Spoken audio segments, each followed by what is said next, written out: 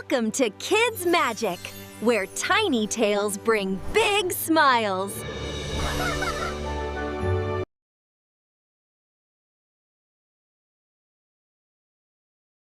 ఒక అందమైన పచ్చని అడవిలో చిట్టి అనే చిన్న తెల్ల కుందేలు ఉండేది.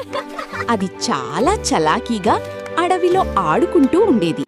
ఒకరోజు చిట్టి చెట్టు కింద బంగారు రంగులో మెరుస్తున్న క్యారెట్ను చూసింది.